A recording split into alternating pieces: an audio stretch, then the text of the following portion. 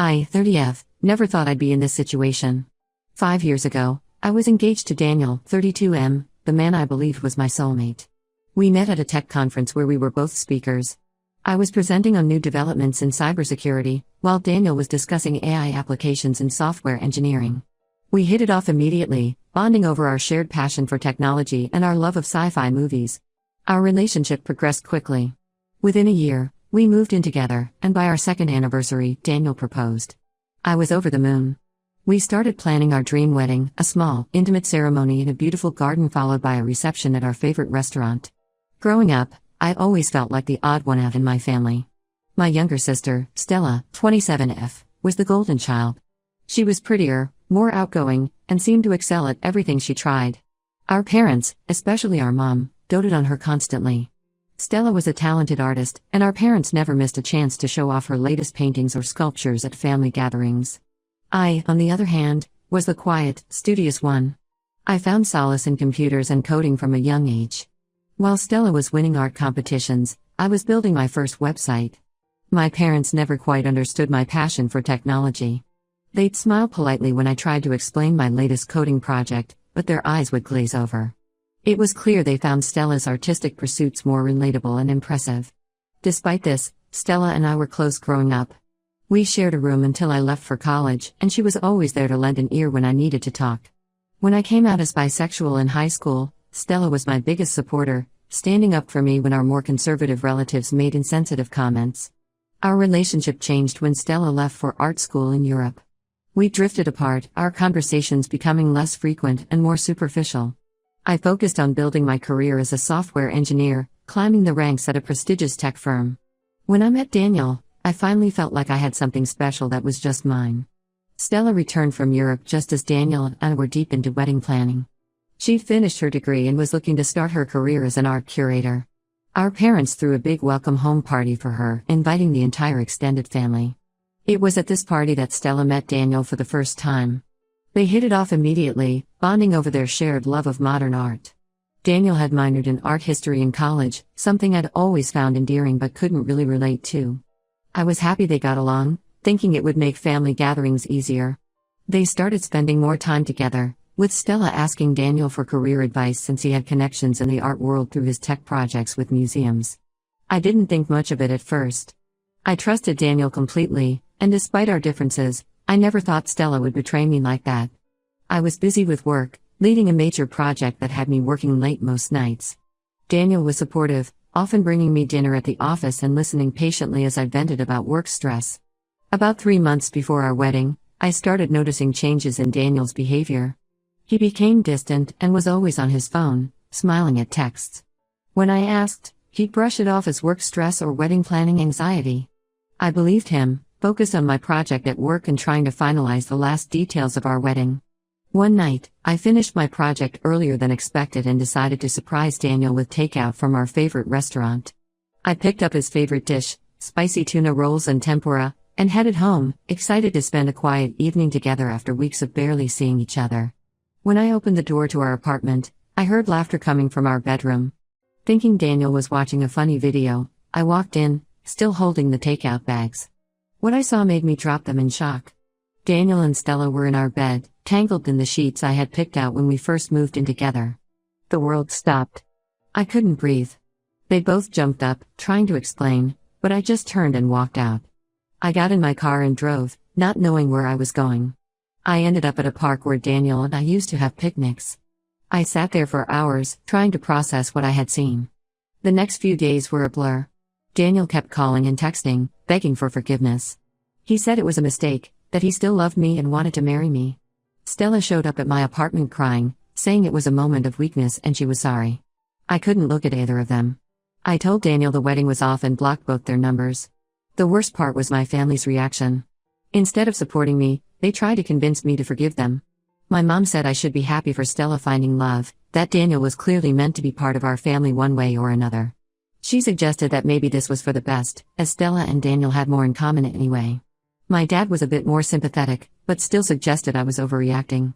He said these things happen and that holding on to anger would only hurt me in the long run. He shared a story about how his brother had dated his wife before they got together, as if that was at all comparable to my situation. Only my older brother, Nate, 33M, stood by me. He was disgusted by what Stella and Daniel had done. Nate had always been my protector growing up, stepping in when kids at school bullied me for being the computer nerd. Now, he was the only one in my family who seemed to understand the depth of this betrayal. I took a leave of absence from work and spent a month at Nate's place, trying to piece myself back together. Nate's wife, Lisa, was incredibly supportive. She'd make me tea and sit with me for hours as I cried, never pushing me to talk but always ready to listen when I needed to vent. When I returned to work, I threw myself into my projects. I took on extra assignments, working nights and weekends. Anything to keep my mind off what had happened. My colleagues noticed the change in me, but thankfully, they didn't pry. A few months after I returned, I found out through office gossip that Daniel and Stella were officially dating. They had been spotted at a local art gallery opening, looking very much in love. The news reopened wounds I thought had started to heal. I focused on my work and started rebuilding my life, determined to move past the betrayal. I joined a support group for people who had been cheated on, which helped me process my feelings. I also started taking kickboxing classes, finding the physical outlet therapeutic. Now, 2 years later, I've received an invitation to Stella and Daniel's wedding. The invitation was cream-colored with gold lettering, sickeningly elegant. My parents called me as soon as they knew I'd received it, insisting I attend to put the past behind us. They're calling it a family reunion and say it's time to let bygones be bygones. They don't understand why I'm still upset. My mom says I'm being selfish for not wanting to celebrate my sister's happiness. She keeps bringing up how I should be grateful that Stella found my Daniel for me, as if she did me a favor by revealing his true character before we got married. I told them I won't be attending. I can't stand the thought of watching the man I loved marry my sister. The idea of seeing them exchange vows, knowing that they betrayed me, makes me physically ill. I've worked hard to move on with my life, and I'm worried that attending this wedding will undo all of that progress. My parents are furious. They're threatening to cut me off if I don't show up. My mom dramatically said I was tearing the family apart and needed to grow up. My dad, in a rare moment of assertiveness, said he wouldn't pay for my cousin's upcoming wedding if I didn't attend Stella's. I'm financially independent, so these threats don't hold much weight, but it still hurts to hear them. Even Nate, who initially supported me, is now saying maybe I should consider going for the sake of family peace. He says he understands my feelings but thinks that attending the wedding might help me find closure. I appreciate his concern, but I don't think he fully grasps how difficult this is for me. I feel like I'm going crazy. The constant pressure from my family is making me question my decision. Am I really the asshole for not wanting to attend this wedding? Should I suck it up and go for the sake of family harmony? Or am I justified in staying away from people who hurt me so deeply? I could use some outside perspective here. Am I being unreasonable, or is my family asking too much of me? Update 1. Hey everyone, I'm back with an update. First, I want to thank all of you for your supportive comments. They really helped me stay strong in my decision not to attend the wedding. Your words of encouragement reminded me that it's okay to prioritize my own emotional well-being. After my last post, things escalated pretty quickly. My parents doubled down on their efforts to get me to attend the wedding. They started calling me daily, leaving long voicemails about family duty and forgiveness. My mom even went as far as to email my boss, asking him to give me time off for a family emergency, the emergency being my absence from Stella's wedding. Thankfully, my boss is understanding and didn't pry into my personal affairs. The pressure wasn't just coming from my immediate family. Extended relatives started reaching out too. My Aunt Susan, who I've always been close to, called to reminisce about how Stella and I used to play wedding as kids, dressing up in her old clothes. She thought this anecdote would somehow convince me to attend the real wedding. My cousin Jake, who's getting married next year, texted to say he'd be really hurt if I didn't come to Stella's wedding, as it might mean I wouldn't come to his either. It felt like emotional blackmail from all sides. Then, about a week ago, I received a text from Stella. She said she wanted to meet up to talk things through before the wedding. Against my better judgment, I agreed. We met at a neutral coffee shop, one I'd never been to before to avoid any painful memories. When Stella walked in, I was struck by how different she looked. Her hair was shorter, dyed a vibrant red that suited her artistic personality. She was wearing a flowing bohemian dress that showed off a small baby bump. My heart sank as I realized what this meant. Stella started by apologizing again for what happened with Daniel. She said they never meant to hurt me and that their relationship just happened. She talked about how they connected over art and shared dreams, things she claimed I could never understand. It felt like she was justifying their betrayal all over again. Then she dropped the bombshell: she's pregnant. She and Daniel are expecting a baby, due a few months after the wedding. She said she hoped this news would help me see that their relationship was meant to be and that I should be happy for them. Stella went on about how excited our parents are to be grandparents and how the baby would bring the family closer together. I was stunned. All the pain and anger I thought I'd dealt with came rushing back. The idea of Daniel having a child with my sister felt like a fresh betrayal. I told Stella that her pregnancy doesn't change anything. What she and Daniel did was a betrayal, and a baby doesn't erase that. I also made it clear that while I don't wish them ill, I have no desire to be part of their lives or their child's life. Stella got upset, accusing me of being selfish and denying my future niece or nephew a relationship with their aunt. She said I needed to let go of the past for the sake of the family. She even suggested that I might be the godmother, as if that would somehow make everything okay. I remained calm but firm, telling her that my decision was final. I explained that I've worked hard to rebuild my life and find happiness again, and that being involved in their lives would be detrimental to my mental health. I wished her well with her pregnancy and left, feeling both drained and relieved to have stood my ground. When I got home, my phone was blowing up with messages from my parents. Apparently, Stella had called them right after our meeting, crying about how unreasonable I was being. Now they're even more insistent that I attend the wedding, saying I need to be there to welcome the new addition to the family. My mom left a particularly hurtful voicemail, saying that my selfishness might deprive her grandchild of a loving aunt. I'm standing firm in my decision not to go, but the pressure is intense. Nate called me yesterday, saying he understands my position but thinks I should reconsider for the sake of family unity. He suggested I at least attend the ceremony to show support, even if I skip the reception. He means well, but I don't think he understands how painful it would be for me to watch Daniel marry Stella, pregnant with their child.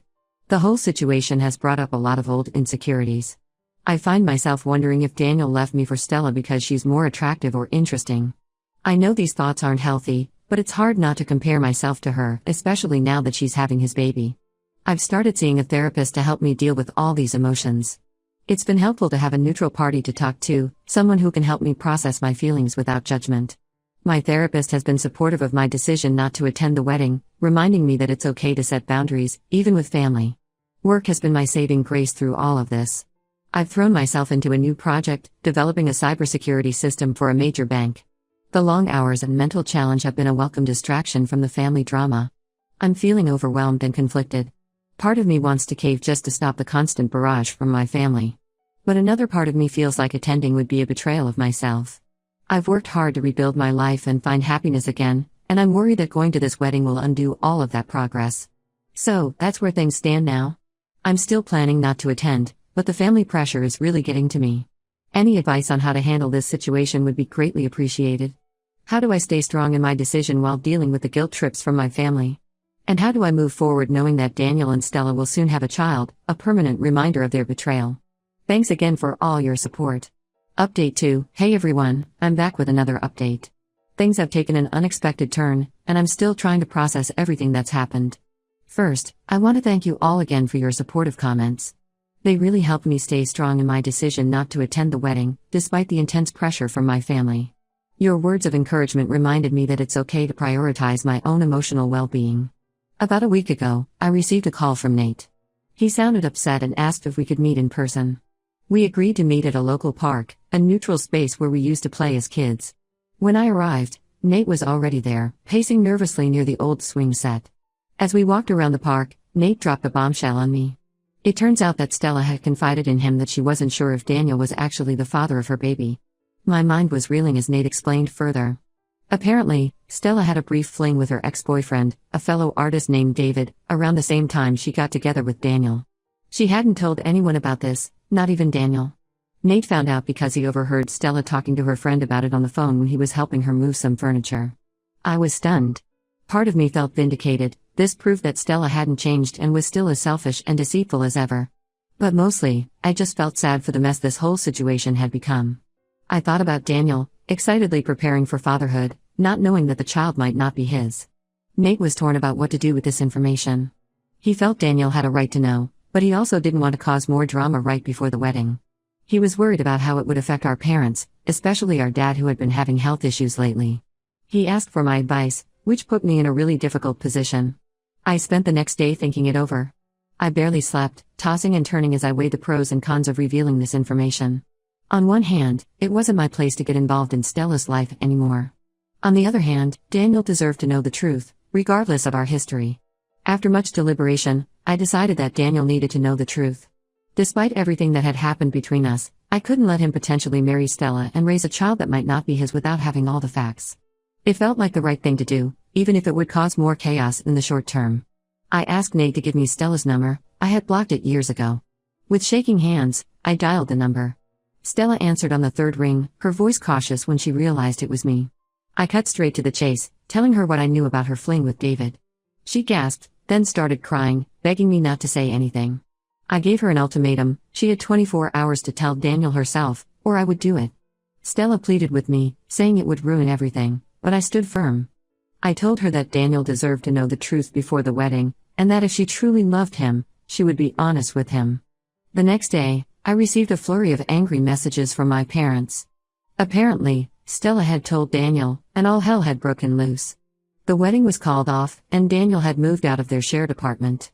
My mom's messages were particularly vitriolic, accusing me of deliberately sabotaging Stella's happiness out of jealousy. My dad, usually the calmer one, left a voicemail saying he was deeply disappointed in me. My parents blamed me for ruining Stella's life and accused me of being vindictive. They said I should have kept quiet and let Stella and Daniel be happy. I stood my ground, telling them that Daniel deserved to know the truth, regardless of my history with them. I reminded them that Stella was the one who chose to be unfaithful, both to me and now potentially to Daniel. Nate has been supportive throughout this whole ordeal. He agrees that we did the right thing, even though it's caused so much chaos in the family. He's been running interference with our parents, trying to get them to see reason. He reminded them of how they raised us to value honesty and integrity, and that by revealing the truth, we were living up to those values. As for me, I'm feeling a mix of emotions. I'm relieved that I don't have to deal with the pressure of the wedding anymore, but I'm also sad about the whole situation. Despite everything, Stella is still my sister, and it's hard to see her going through this, even if it's a result of her own actions. I can't help but wonder how different things might have been if she had made better choices. Daniel reached out to me yesterday. His voice was hoarse, and he sounded exhausted. He thanked me for telling him the truth and apologized again for what happened between us. He said he was getting a paternity test done and was re-evaluating his entire relationship with Stella. I appreciated his words, but I made it clear that while I don't hold any grudges, I'm not interested in rekindling our friendship. Too much has happened, and I need to prioritize my own healing. Stella hasn't contacted me directly, but I heard from Nate that she's staying with our parents. Apparently, she's devastated and claims that she was going to tell Daniel the truth after the wedding. I'm not sure I believe that, but it doesn't really matter now. My colleagues have noticed that I've been distracted lately. I finally confided in my team lead about what's been going on. She was incredibly understanding and offered to redistribute some of my workload if I needed time to deal with family issues. I'm grateful for her support, but for now, work remains a welcome distraction from all the drama. So, that's where things stand now. The wedding is off, my family is in chaos, and I'm trying to navigate this new reality. I'm planning to take some time for myself, maybe go on a solo trip to clear my head. I've always wanted to visit Japan, and now seems like as good a time as any to take that trip. I'm still processing everything that's happened and trying to figure out what it means for my relationships with my family moving forward. Part of me hopes that this situation will be a wake-up call for Stella and that she'll take responsibility for her actions. But another part of me is wary of getting my hopes up. Thank you all again for your support throughout this crazy journey. Your advice and encouragement have been invaluable. I'll update again if there are any significant developments, but for now, I'm focusing on taking care of myself and moving forward with my life. Update 3. Hi everyone, I'm back with what will probably be my final update on this situation. It's been a roller coaster few months, and I wanted to share where things have landed. First, the paternity test results came back. It turns out that Daniel is indeed the father of Stella's baby. This news brought a whole new wave of drama to the family. Stella and Daniel are cautiously trying to work things out, but their relationship is understandably strained. They're attending couples counseling, but from what Nate has told me, it's been a difficult process. My parents have done a complete 180. They're now furious with Stella for almost ruining things with Daniel and potentially denying them their grandchild. It's been strange to watch them suddenly shift their golden child status away from Stella. My mom, who was Stella's biggest defender, now barely speaks to her. My dad, always the more pragmatic one, is trying to mediate between everyone, but it's clear he's deeply disappointed in Stella. As for me, I've maintained my distance from the whole situation. I took that solo trip I mentioned in my last update, 2 weeks in Japan. I visited ancient temples in Kyoto, hiked Mount Fuji, and spent nights in Tokyo's bustling Shibuya district. It was exactly what I needed to clear my head and gain some perspective. The trip gave me time to reflect on everything that's happened over the past few years. I realized that while the betrayal still hurts, I'm no longer angry. Instead, I feel a sense of sadness for what could have been, but also gratitude for the lessons I've learned about self-worth and the importance of surrounding myself with people who truly care about me. When I returned, I had a long talk with Nate. He's been my rock throughout this whole ordeal, and I realized I needed to make some changes to protect my own peace of mind. I decided to move to a new city for a fresh start. I found a great job opportunity in Seattle, leading a cybersecurity team for a major tech company. I'm excited about this new chapter in my life. I told my family about my decision to move. As expected, their reactions were mixed. My parents were upset, accusing me of abandoning the family when Stella and Daniel need support. I calmly explained that I needed to do what was best for me, and that meant putting some physical distance between us. Nate understood completely and has already planned a visit once I'm settled. Stella reached out to me before I left. We met for coffee, and it was complicated. She apologized again for everything that had happened and said she understood why I needed to leave.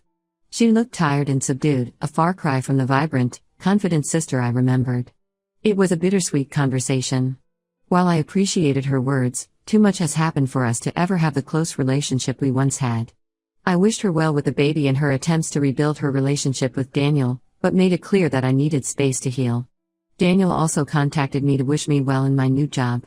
He expressed regret for how things had turned out and said he hoped I found happiness in my new home. I thanked him politely but kept things brief. Like with Stella, too much has happened for us to ever be friends again. Nate is the only one I plan to stay in regular contact with. He's been supportive of my decision to move and has promised to visit once I'm settled. We've already planned a hiking trip in the Pacific Northwest for next summer. As I pack up my apartment and prepare for this big change, I'm feeling a mix of emotions. There's sadness for the family relationships that have been irreparably damaged, but also hope and excitement for what the future holds. I'm looking forward to exploring a new city, making new friends, and focusing on my career. This whole experience has taught me a lot about setting boundaries, standing up for myself, and the importance of surrounding myself with people who truly have my best interests at heart. It's been a painful journey, but I feel stronger and more self-assured than ever before. Thank you all for your support and advice throughout this journey. Your comments and perspectives have been invaluable in helping me navigate this difficult situation.